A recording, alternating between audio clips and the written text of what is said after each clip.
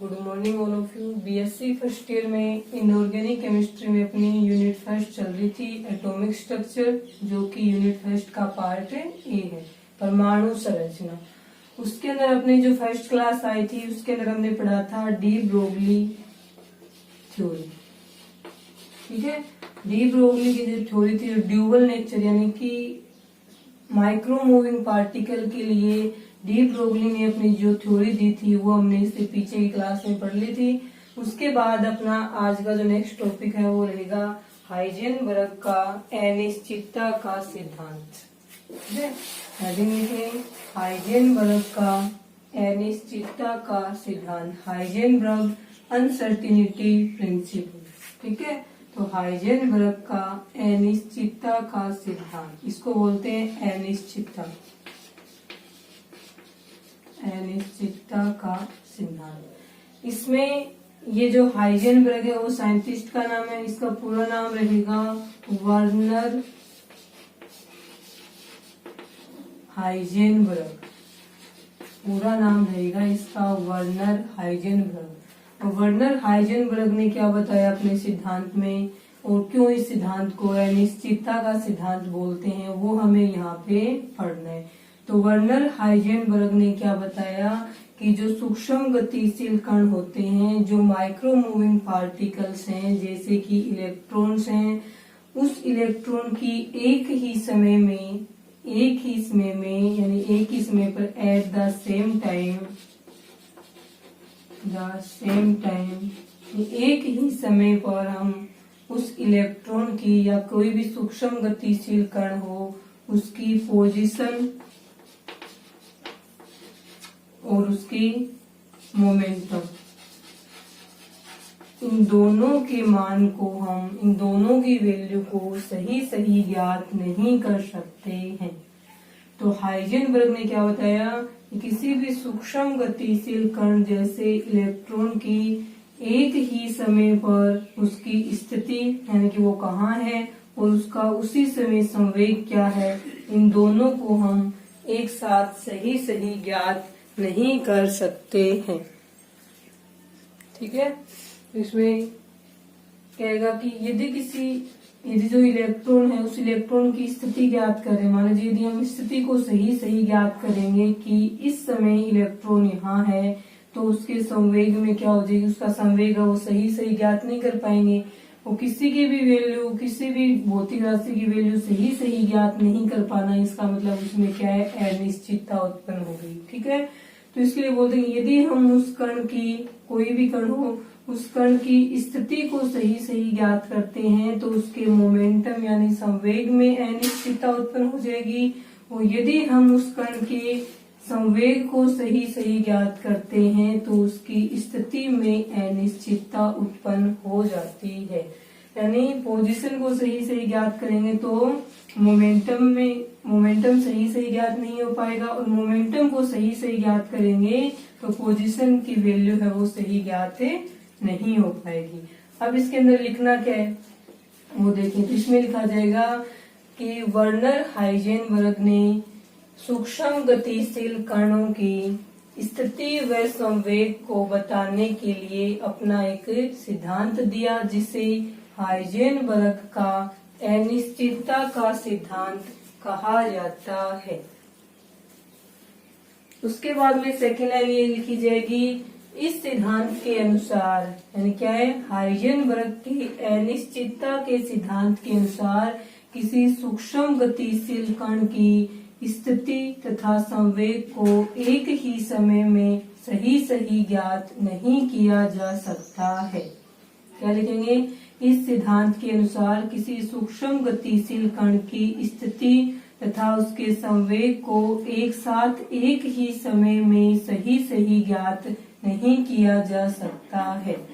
ठीक है, उसके बाद लाइन लिखी जाएगी, यदि हम किसी क्षण पर या किसी समय पर इलेक्ट्रॉन या किसी कण की स्थिति को सही ज्ञात करेंगे तो उसके संवेग में अनिश्चितता उत्पन्न हो जाती है, तथा यदि हम उस कण के संवेग को किसी समय सही ज्ञात करेंगे तो उसकी स्थिति में अनिश्चितता उत्पन्न हो जाती है। तो दो लाइनें कौन सी लिखी जाएंगी, यदि हम स्थिति को या पोजीशन को सही सही ज्ञात कर रहे हैं तो उसके संवेग में अनिश्चितता होगी, और यदि हम संवेग को सही सही ज्ञात कर रहे हैं तो उसकी स्थिति में क्या होगी, अनिश्चितता उत्पन्न हो जाती है। कहने का मतलब है दोनों को एक ही समय पर सही सही ज्ञात नहीं कर सकते हैं। अब इसके लिए जो हाइजेनबर्ग था उसने अपना एक मैथमेटिकल एक्सप्रेशन दिया था, गणितीय फॉर्मूला दिया था, वो देखें क्या होगा।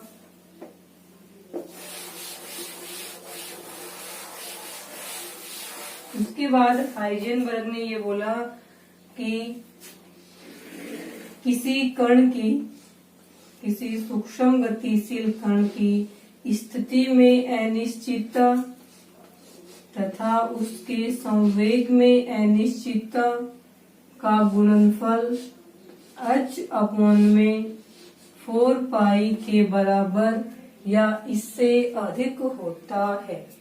समीकरण देखेंगे इसके अंदर, इस समीकरण में क्या लिखा हुआ है, इस समीकरण के अनुसार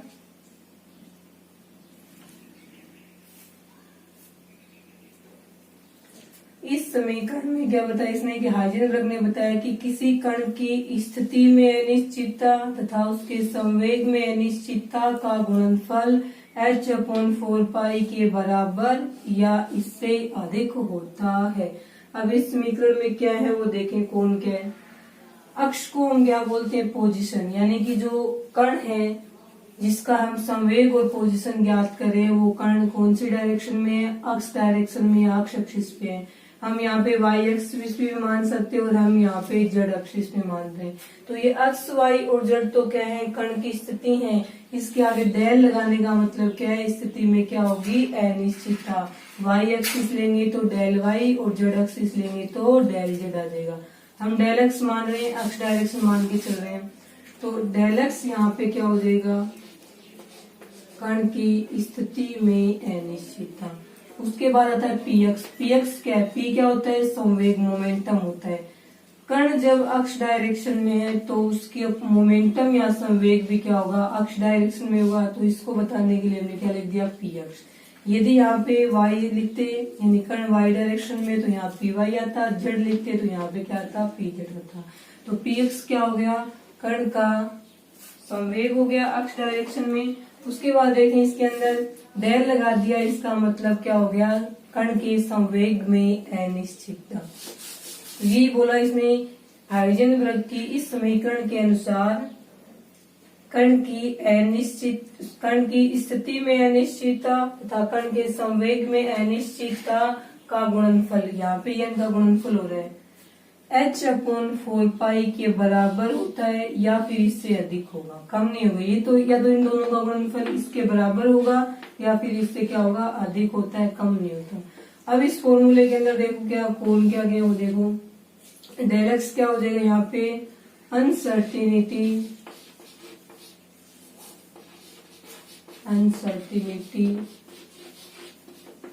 इन पोजीशन, यानी इस स्थिति में अनिश्चितता। ठीक है, डेल पी एक्स क्या हो जाएगा, यहाँ पे uncertainty in momentum, uncertainty in momentum. ठीक है, उसके बाद में 4 और पाई दो कांस्टेंट रही है, एच भी इसके अंदर क्या है, कांस्टेंट है। एच किसका कांस्टेंट है, प्लांक कांस्टेंट है।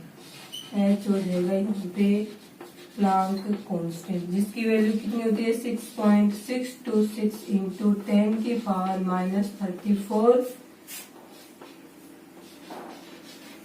Kilogram metre square second inverse. कई बुक्स में इसकी यूनिट जूल सेकेंड लिखी हुई में मिलती है। यहाँ पे जूल है ना, जूल का मतलब क्या होता है, kilogram metre square second inverse 2 होता है। ठीक है, ये तो होता है पूरे जूल की जगह, इनटू में ये वाला सेकेंड, तो इस वाले इसके और पॉजिटिव है ना, इससे ये एक कट गया तो यहाँ पे एक -1 बचेगा, मीटर स्क्वायर और किलोग्राम। तो जो जूल ये जो प्लांक कांस्टेंट होता है उसको 2 यूनिट होती है, इसको वैल्यू सेम रहेगी, चाहिए यूनिट हो चाहिए ये वाली यूनिट हो। ठीक है, इधर इसमें प्लांक कांस्टेंट, ये थी हाइजेनबर्ग के अनिश्चितता के सिद्धांत की समीकरण। ठीक है, तो इस समीकरण में क्या लिखा जाएगा कि किसी कण की स्थिति तथा किसी कण के संवेग में अनिश्चितता का गुणनफल h/4π के बराबर या उससे अधिक होता है। लिखें इसको, इतना लिखने के बाद उसके बाद नेक्स्ट देखें इसी के अंदर इस फॉर्मूले में कई जगह फॉर्मूला ऐसे नहीं लिख करके दूसरे प्रकार से भी लिखा हुआ मिल सकता है। तो ये किस प्रकार से हो सकता है चीज इसको देखें। ये क्या इसमें P अक्ष डायरेक्शन में कण का संवेग, यहाँ y होगा तो ये py और ये z होगा तो ये क्या बनेगा pz बनेगा। अब px क्या है, यहाँ पे मोमेंटम है, संवेग है, मोमेंटम है। अब देखिए इसके अंदर मोमेंटम क्या होता है, द्रव्यमान और वेग का गुणनफल है वो क्या होगा, संवेग होता है। तो ये मोमेंटम के अंदर यहाँ पे क्या होता है कि px इज इक्वल टू क्या हो जाएगा, द्रव्यमान मास इंटू वेलोसिटी वेग, इसका गुणनफल। अब ये मास तो कौन सी भी डायरेक्शन में होगा, एक्स वाई जेड तीनों में सेम रहेगा, तो इसको तो M X M Y M Z लिखेंगे नहीं, कॉमन एम लिखेंगे। लेकिन वेलोसिटी के आगे हम क्या लगाएंगे, एक्स लगाएंगे। यानी कण पार्टिकल जब अक्ष डायरेक्शन में होता है तो उसका संवेग होगा पी अक्ष और उसका वेलोसिटी या वेग वो क्या होगा, वी अक्ष होगा। तो द्रव्यमान तथा वेग का गुणनफल है वो संवेग कहलाता है। ये आ गया।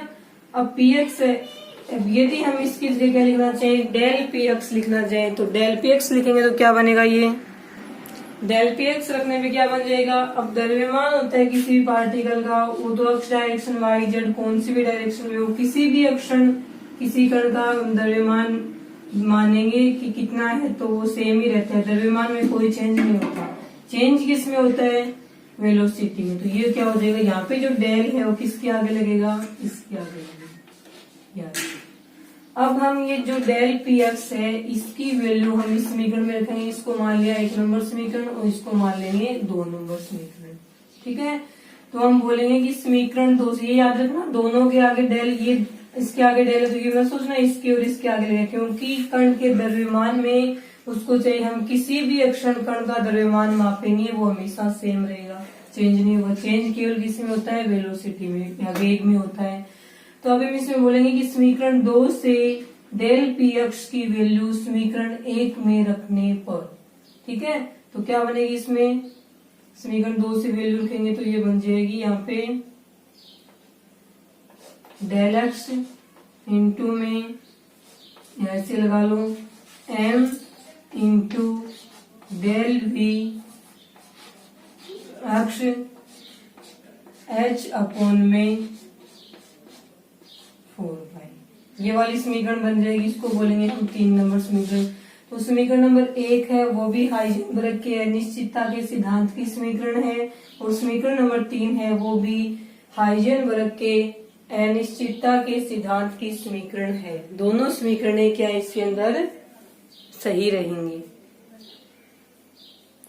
उसके बाद देखें इसमें ये बन गया, तो यहाँ पे ये तो पहले वाले जैसे सेम ही है। एम के लिए क्या लिखेंगे, यहाँ पे समीकरण 3 के नीचे लिख देंगे, जहां एम क्या रहेगा, mass of particle,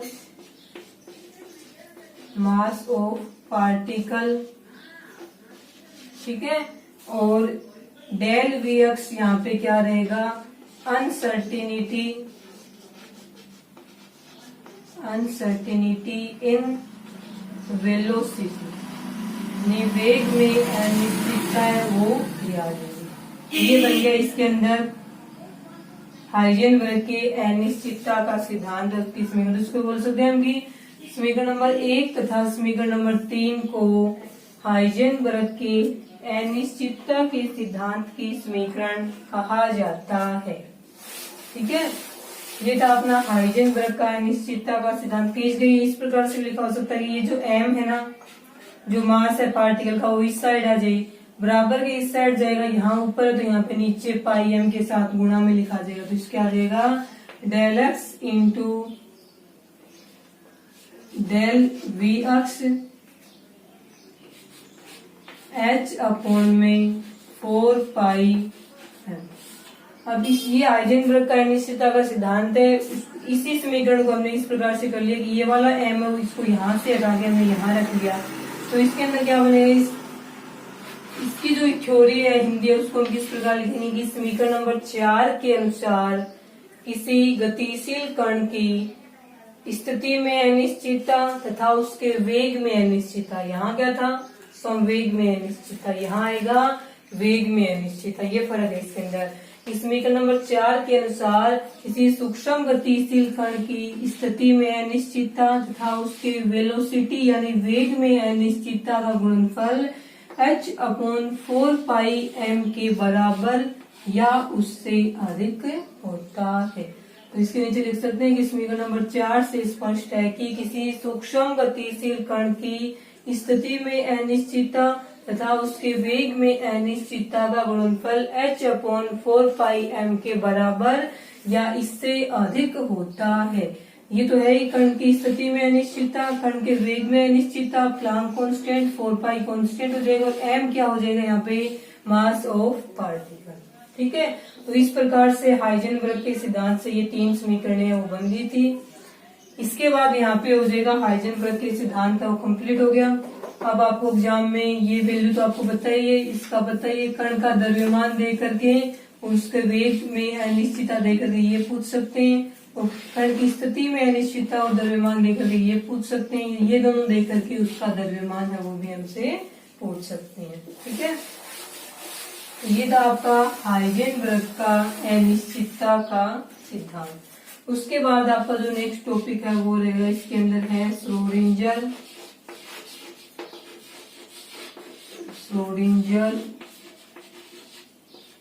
wave equation.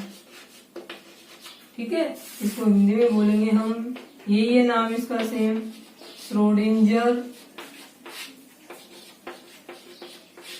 तरंग समीकरण। नेक्स्ट टॉपिक रहेगा आपका श्रोडिंगर वेव इक्वेशन या श्रोडिंगर की तरंग समीकरण। इसके अंदर श्रोडिंगर तरंग समीकरण है वो पढ़ने से पहले हम इसमें पढ़ेंगे, ये जो श्रोडिंगर तरंग समीकरण है वो एटॉमिक ऑर्बिटल्स हेडिंग है सिलेबस में आपके, उसी के नीचे लिखी जाएगी श्रोडिंगर तरंग समीकरण। तो पहले हम एटॉमिक ऑर्बिटल्स की डेफिनेशन पढ़ लेंगे कि परमाणु कक्षक है वो क्या होते हैं, उसके बाद में पढ़ा जाएगा इसमें श्रोडिंगर तरंग समीकरण। परमाणु कक्षक क्या होते हैं, परमाणु कक्षकों के लिए लिखा जाता है कि परमाणु में, कल बताया था परमाणु कक्षक का कि परमाणु में नाभिक है ये, जिसमें न्यूट्रॉन और प्रोटॉन होंगे और यहाँ पे क्या होंगे, इलेक्ट्रॉन होते हैं। तो परमाणु में ये एटम है, परमाणु में नाभिक के चारों ओर का वह स्थान, सामान्यतः हम परमाणु कक्षक को क्या मानते हैं, गोलाकार मानते हैं। ठीक है, तो परमाणु में नाभिक के चारों ओर का वह स्थान जिसमें इलेक्ट्रॉन है वो लगातार गति करते रहते हैं उसे परमाणु कक्षक कहा जाता है। ठीक है, तो परमाणु में नाभिक के चारों ओर का वह गोलाकार स्थान जिसमें निश्चित ऊर्जा वाले इलेक्ट्रॉन लगातार गति करते रहते हैं उन्हें परमाणु कक्षक है वो कहा जाता है। अब इसके बारे में जो कुछ पढ़ना है लिखेंगे वो हम नेक्स्ट क्लास में करेंगे। आज के लिए इतना ही।